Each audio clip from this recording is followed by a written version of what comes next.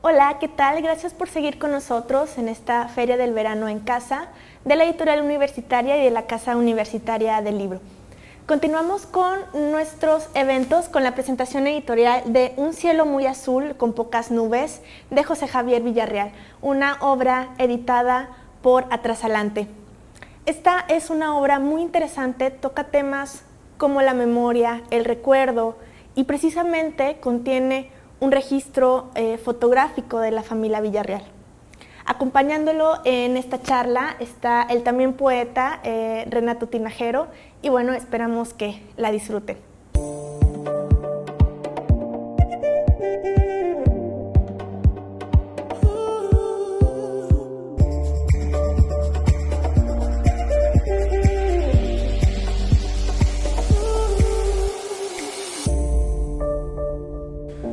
José Javier Villarreal, Renato Tinajero. Qué afortunada experiencia. Lo mismo digo. Con usted. Muchísimas gracias. Al contrario.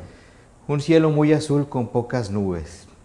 Si está usted de acuerdo, vamos a conversar un Muy poco bien. acerca de este libro que, dicho sea de paso, me pareció espléndido. Gracias, te agradezco mucho. Para empezar esta conversación, no puedo evitar ponerme como lector y como docente de comunicación. Y entonces, bueno, cuando yo recomiendo un libro a mis alumnos, pues yo les doy algunas pistas acerca de lo que van a encontrar ahí. Quisiera, por favor, empezar con que usted nos diera algunas pistas acerca de lo que vamos a encontrar en este libro.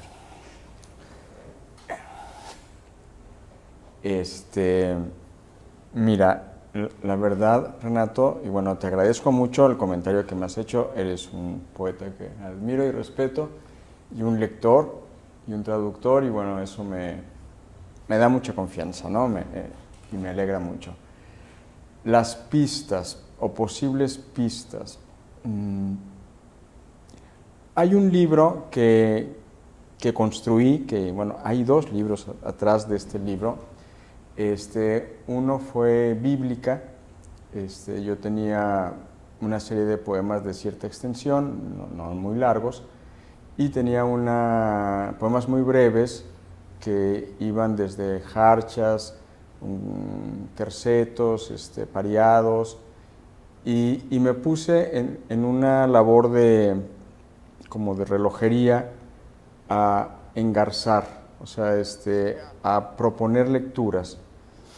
Bueno, el tiempo pasó y luego llegó otro libro, que es una invención, un libro de cosas luminosas, que en realidad es del poeta polaco Czesław Miłosz y el poeta norteamericano Robert Haas. Son unas traducciones que hicieron de poesía universal, y pues yo me puse también a traducirlo al español, pero una queja propia que yo me hice y les hice a ellos era el desconocimiento de la poesía en lengua española. O sea, había muchos polacos, obviamente, muchos norteamericanos, y iba bajando, digamos, la cuota, menos franceses, menos portugueses, y de lengua española eran muy pocos. Entonces yo dije, no puede ser, porque hay poetas y poemas, sobre todo poemas, que me interesan mucho, e hice otra vez ese trabajo de relojería, creo que con más riesgo, porque el autor era Miłosz, yo era el traductor, e hice muchas cosas. Okay. ¿Qué tiene que ver con esto? Porque pasaron años entre estos títulos. Que hay una gana de construir, de componer, de armar. Bueno, de niño me encantaba armar, ¿no? Armaba carritos, barcos, submarinos, monstruos, todo eso.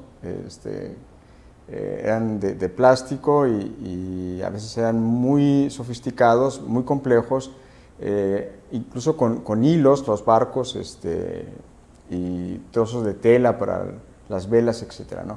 Entonces, eso me gusta. Y cuando me topé con Un cielo muy azul con pocas nubes, era un momento no de confusión, pero sí donde el camino se dividía y yo no tenía claridad si era un camino que se dividía o eran dos caminos. Poco a poco me di cuenta que eran dos caminos y que en realidad tenía dos libros, que estaba haciendo dos libros y yo pensaba que estaba haciendo un libro extenso. Entonces, una posible clave es un desasosiego, una complejidad, un juego con la memoria. Pienso en un autor que me es muy importante, muy querido ya, o sea, lo quiero y me es importante y lo quiero mucho, ¿no? Que es José Carlos Becerra, con un poema que se llama El Pequeño César, donde dice algo así, bueno, no es textual: te detuviste a ver o a contemplar aquello que mirabas, te detuviste a inventar aquello que recordabas, y eso a mí me abrió una puerta, es decir, que yo podía inventar mis recuerdos, y creo que esa es la gran clave del libro, o sea, jugar con una ficcionalidad del recuerdo. Efectivamente, es un libro memorioso, creo que ese sería el adjetivo. Se percibe desde las primeras páginas como una tentativa por recuperar o por crear una cierta memoria. Y a ratos yo lo llegué a sentir incluso como un palimpsesto, así como de trozos de lecturas y de memorias, armados de una manera que en realidad es bastante fluida, no se ve fisura alguna en el encuentro de estas distintas piezas. Y bueno, vamos comprobando esa impresión conforme avanzamos en el libro, y más cuando desembocamos en las notas del final, que nos dan, bueno, algunas de esas pistas o de esas claves que nos orientan dentro del conjunto. Pero aun cuando las notas no hubieran estado presentes, creo que esta parte de construcción, invención o reconstrucción de la memoria sería patente. Quiero destacar algo que usted mencionaba. Ha dicho que se encontró o que se topó con este libro. ¿Significa esto que nosotros nos encontramos con los libros que estamos construyendo, con los libros que escribimos? Bueno, esa es una muy buena reflexión más que pregunta, porque la tomo inmediatamente. Es algo que yo le he dado muchas vueltas, porque de pronto hay un acercamiento crítico muy válido donde dicen, bueno, es que en este libro logró esto, en este otro libro los recursos cambiaron, y yo me pregunto, así en un plano muy desprovisto, muy desnudo, si realmente el autor tiene tal conciencia. Es decir, que digo, aquí en este libro voy a utilizar esto, el verso largo, voy a prolongar el verso, la expansión, aquí me voy a ir hacia atrás o voy a jugar con la memoria. En el otro no, el otro era más lírico. Y yo creo, bueno, en mi caso que no, es decir, que el libro es un accidente donde yo no sé a ciencia cierta ante qué voy o ante qué estoy. Poco a poco el conjunto, el ramaje, la floresta, me va indicando veredas, caminos, incluso hay hojas que pueden molestar, bueno, hay que podarlas, pero no sé si tenemos tal conciencia. Bueno, en mi caso creo que no la tengo, o sea, no soy muy consciente, y entonces sí creo que hay un encuentro.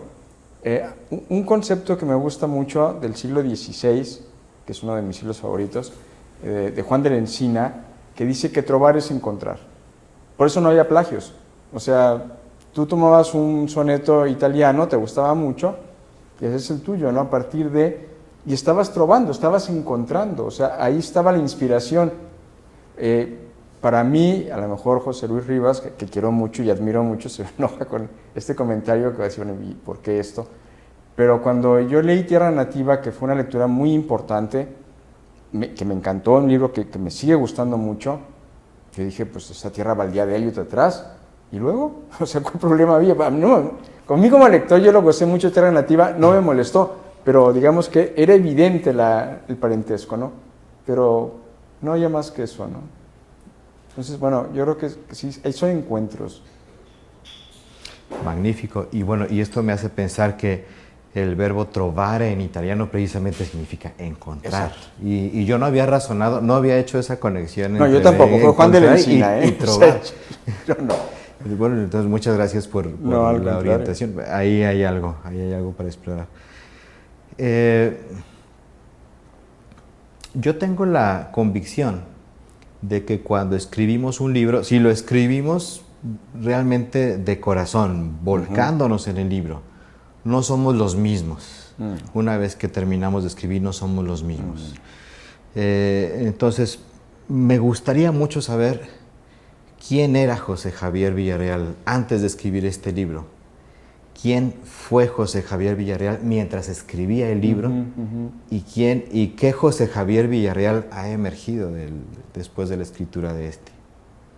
Mira, esos son otros puntos así lumínicos que no que me preocupen, pero que sí iluminan, dan calor o cuando se apagan dan mucho frío.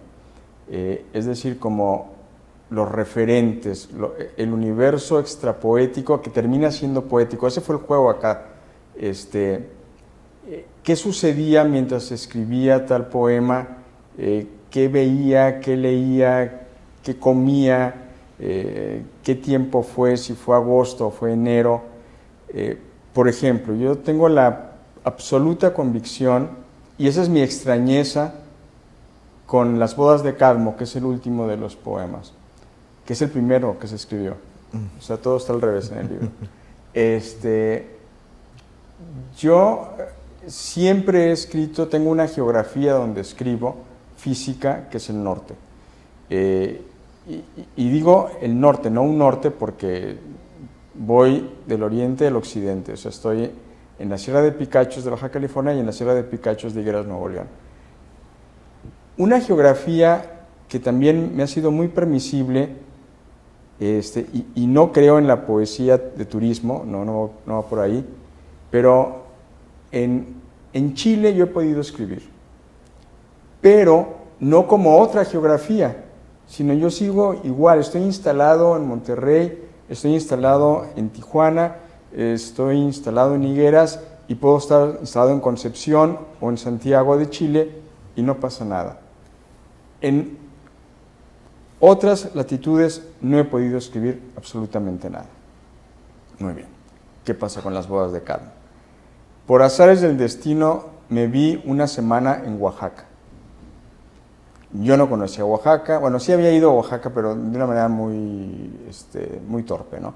Ahí estaba yo una semana para habitar, estaba en una fábrica, bueno, fue una fábrica de hilados, ahora es un centro cultural que hizo Toledo, maravilloso, y yo me vi asaltado por esa geografía, por la lluvia todas las tardes, por el pregón de las estaciones de radio, los anuncios, la comida. A lo mejor esto es un dato que no debe de mencionarse, pero bueno, no sé. Por esa semana no probé una gota de vino, yo suelo comer con vino, ahí no había vino, entonces no tomé vino, eran aguas frescas. Y bueno, y escribo eso pensando en el espacio en el que estoy habitando, y yo veía como si fuera un ballet, o sea que aquí iba a salir Próspero, acá estaba Miranda, aquí llegaban los barcos de Don Fernando, etcétera, etcétera. Yo veía todo aquello, ¿no? E incluso pensaba que se podía significar eso, y pensaba que Miriam Medrés podría hacer los diseños, yo no sé por qué se me metió, porque ella me había platicado que había estado ahí. Finalmente ella hizo un libro de tela muy bonito con el poema, pero es un poema que solamente ahí pude haber escrito, que ahí escribí y que no va a volver a pasar. Entonces eso me causa como... Tú preguntabas, ¿qué sucedía? Bueno, era el 2016, era otro momento. Yo creo que era el mismo, pero era otro, o con otros elementos, o dejé de tenerlos, o los incorporé, no lo sé. Leía, bueno, siempre estoy leyendo, pero estaba releyendo, es un poeta que a mí me gusta mucho, que es Ovidio. Entonces, en esas estaba yo leyendo Ovidio, quizá por eso está el libro dividido en libro primero, libro segundo, tipo los libros de los poetas latinos, ¿no? También me di mucho permiso, dije, bueno, si Ovidio se da el lujo de narrarnos, de contar historias en sus poemas, claro, siempre con esa pizca de pronto, ese momento, esa miga, esa pepita de oro que tú dices, qué comparación, qué metáfora, qué imagen dentro de la narración. Entonces, bueno, pues eso estuvo ahí, o sea, bueno, brincos diera, ¿no? Que estuviera Ovidio ahí, pero, o sea, bueno, ahí ya estaba. No sé, ahora a la distancia, es un libro que se terminó, se cerró en el 2019, estuvo cercano el cierre de los poemas a la edición, y bueno, ya ha pasado, el mundo ha cambiado y tremendamente. Gracias. No, al contrario. Divago mucho, Renato, perdón, pero es que No, es parte del recorrido. Así es. Se abren rutas para conocer y para conversar. Ovidio, aparece en el libro la mención de Ovidio, por supuesto, aparece Propercio, Rubén Darío, y Dostoyevsky, y diversos autores que se van entremezclando en este como relato que es Un cielo muy azul con pocas nubes. José Javier Villarreal se considera a sí mismo un poeta culto, un poeta, digamos, que es posible a partir de sus lecturas. ¿Qué tanto estas lecturas marcan su obra? Yo creo que mucho. No me atrevería tanto, o sea, a considerar un poeta culto. No, creo que culto era Steiner, ¿no? George Steiner. Y creo que estrictamente no era poeta, pero era muy culto, ¿no? Y respeto mucho, y claro, eso que acabo de decir es una blasfemia, porque hay momentos de Steiner que creo que toca o nos da muchas posibilidades de esos caminos que nos pueden llevar a un poema, ¿no? Yo he leído por placer, esa ha sido mi banderita, no concibo leer de otra manera, me la paso muy bien leyendo, la lectura ha sido un árbol que hubo en un tiempo en la casa de mis padres, en el patio de atrás, impresionantemente frondoso, ancho, todo era el árbol, un día se secó, fue una pena cuando lo cortaron, y para mí la lectura ha sido ese árbol, ese como gran fresno, donde muchas veces me refugio también, es decir, es como un regazo donde yo puedo inclinarme y soportar la vida. A veces no, es una fiesta, ¿no? Pero digamos que las lecturas han sido muy intensas, mis afectos, mis enconos también han sido intensos, y no podría no estar mis lecturas en lo que escribo, o sea, es lo que he vivido, ¿no? Sí, es imposible. Sería como escindirme, ¿no? No podría, no tengo el talento para hacer eso, ¿no? Soy muy fácil. Sería ponerse una máscara. Sí, sería ponerse una máscara, o sea, decir, bueno, soy no sé, con todo respeto también, pero soy el poeta de la experiencia, ¿no? O sea, yo soy el poema, ¿no? O sea, y no, pues no, yo no soy el poema se escribe, ¿no? Se lee, se comparte, también es un encuentro, Borges decía eso, ¿no? O sea, que el poema se da en el encuentro entre el lector y el libro.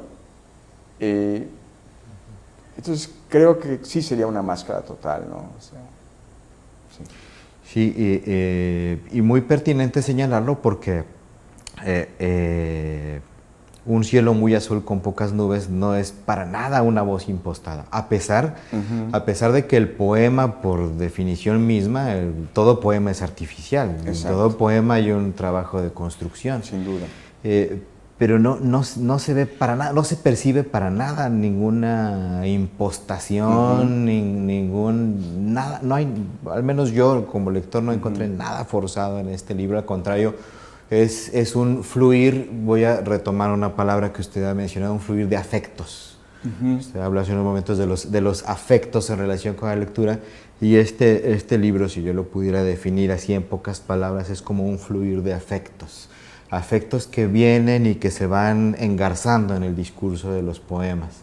De pronto una memoria, de pronto una imagen de algo que se contempló o algo que se pensó, de pronto la mención de un autor o de una lectura, y todo ello con una impresión general como de diálogo, como un gran coro en donde cada voz tiene que cumplir una función. Y en ese sentido, por eso digo, insisto, este libro fluye, es una lectura fluida, es una lectura que te lleva, que te gancha.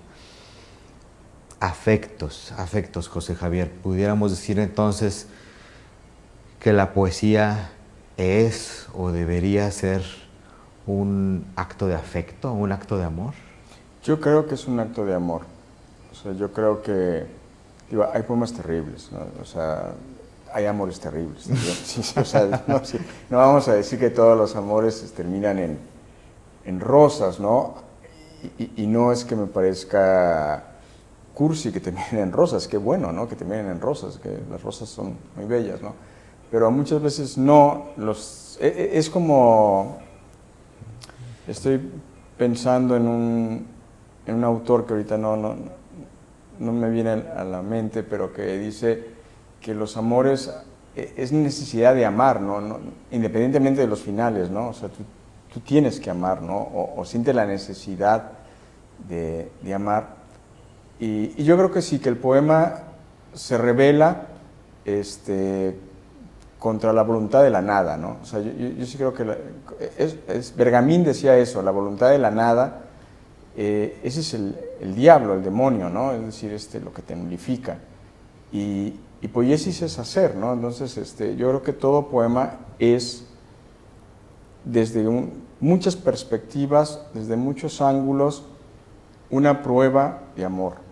De amor, de afectos. Y pensaba cuando tú hablabas de los afectos en el libro, creo que podría pensarse que es una red de afectos. Es decir, cuando yo hablo de Darío, hablo de mi madre, hablo de mi abuelo, hablo de un mueble que ya lo tengo aquí en Higueras, ahí todavía no lo tenía, o sea, ahí decía, ojalá mi hermano me lo mande, ¿no? O sea, él era el librero de mi abuelo.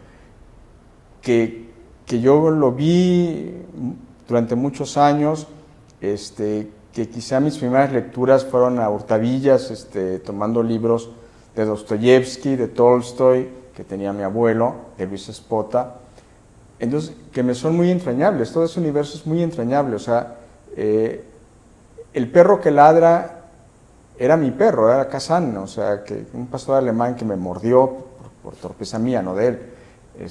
Y que, por ejemplo, cuando me mordió, que me mordió brutalmente en la muñeca, obviamente que yo había pegado un grito, pero me acuerdo que yo vi al perro y que el perro me vio a mí y que el perro estaba angustiado cuando se dio cuenta que me había mordido a mí, estaba aterrado, ¿no? Obviamente todos entendimos que la culpa había sido mía y el perro no sufrió, o sea, nada, o sea, el perro siguió muy bien en la casa, sí. Pero hay eso, o sea, hay eso en el libro, ¿no? Gracias, José Javier. Le propongo, vayamos ya al fin de esta conversación para que nos pueda leer algún poema o algún par de poemas del libro. Pero una última pregunta. Sí. ¿Qué sigue de un cielo muy azul con pocas nubes? Bueno, sigue lo que ya habíamos conversado, ese camino que se bifurcó.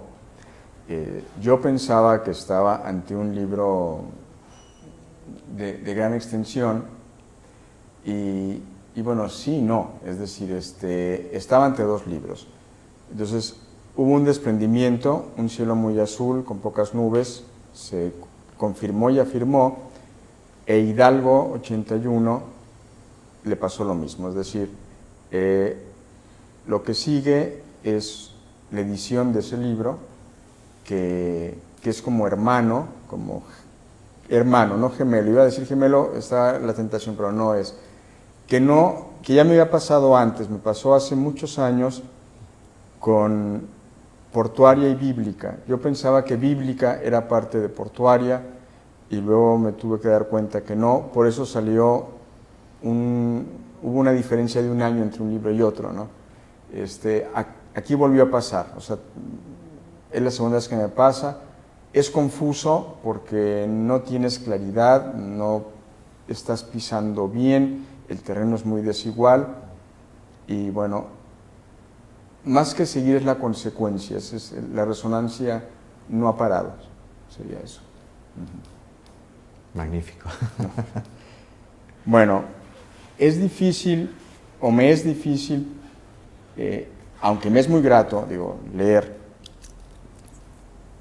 porque no son muchos poemas, pero sí tienen una extensión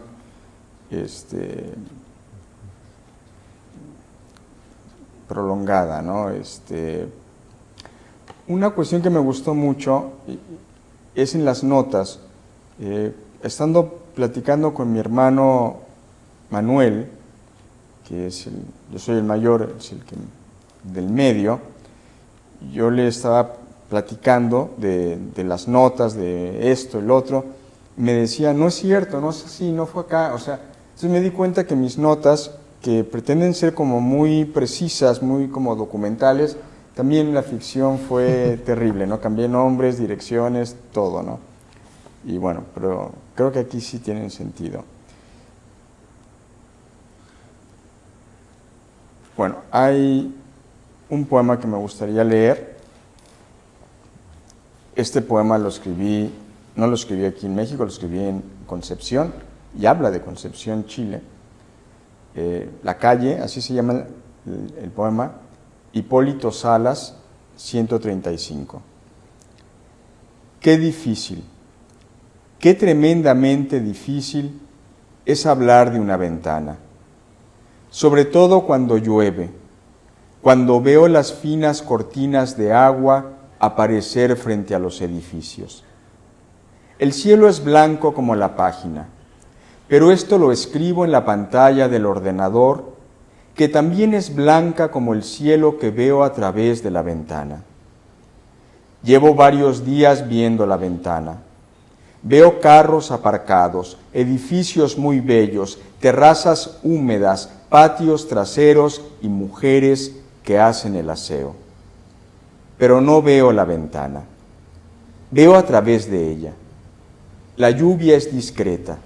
Si fuera más fuerte, abundosa y violenta, no podría ver el paisaje, pero sí la ventana. Realmente es difícil ver una ventana. El mundo se interpone, es celoso, protagónico y gusta de exhibirse. Siempre te sorprende con alguna cosa, te seduce, maravilla, te sale al paso. No lo puedes evitar dejar de ver o transitar. La lluvia te moja. Tienes un paraguas, pero la lluvia te moja. No se trata de caminar, atravesar una plaza, un sendero bajo el verde intenso de los árboles, o meterte en una cafetería en un día feriado donde la única compañía que tienes, aparte de la taza de café y del vaso con agua, es la servilleta que te recuerda la pantalla del ordenador y el cielo que te ha de estar esperando. ¿Y la ventana? ¿Dónde quedó la ventana? La ventana, como el cielo, también te espera. Espera tu regreso para mostrarte un paisaje. Tu habitación está a oscuras, la ventana no. Ella juega otro papel, está dentro pero también afuera. Forma parte de la intimidad, pero también del mundo social que conforma la ciudad. Reparas que el blanco del cielo ya no está, que tu computadora está apagada, que ha dejado de llover, pero que la punta de tus zapatos permanece mojada. Estás frente al cristal y solo ves las luces, las ventanas encendidas de los edificios. No ves la ventana, sino a través de ella. No ves lo que está dentro, sino lo que está afuera. Sigues de pie. Ya no distingues los autos, se te pierden los contornos. No hay terrazas ni patios, ninguna silueta. A medida que el tiempo pasa, las luces se van apagando y la nitidez de tu rostro en el cristal se va acentuando. La ventana, como es costumbre, no se deja ver. Solo ves a través de ella lo que está afuera, lejos de ti. Tu rostro, por ejemplo. Ese es un poema de ventanas. Espléndido. La inminencia, José Javier. Ya habíamos platicado de esto en alguna ocasión. Una característica que yo observo en sus poemas es que está a punto como de decirnos o de revelarnos algo y sabiamente nos lo deja como en esa frontera, en ese borde. Renato, yo te agradezco lo del sabiamente, pero yo creo que es algo que no está en mí, que quizá eso que podría revelarse sabiamente se nos oculta, ¿no? O sea, y queda ahí como llegar a una línea, a un borde, a una orilla y tal vez, en el mejor de los casos, se atisba, ¿no? Se alcanza a percibir, a oler, pero se nos oculta, ¿no? Se nos presenta y se nos oculta en su presencia. Claro. Se nos oculta maravillosamente. Se nos oculta, sí, dentro de una visión. Ahí, por ejemplo, pensaría en Seamus Heaney, ese poeta irlandés, tiene un libro que se llama Visiones, y donde creo que sí, que el poema nos presenta eso, una visión, o sea, nos permite visionar. Creo que es un ejercicio que por fortuna no hemos perdido del todo, ¿no? Sin que corramos riesgos de ser apartados en algún confinamiento. Podemos seguir visionando, ¿no? Quizá no ángeles y vírgenes, pero podemos seguir visionando. O por qué no, ¿verdad? También. Creo yo. José Javier, muchísimas gracias por esta conversación. No, gracias a ti, Renato. Muy agradecido. Gracias. Al contrario. Muchas gracias.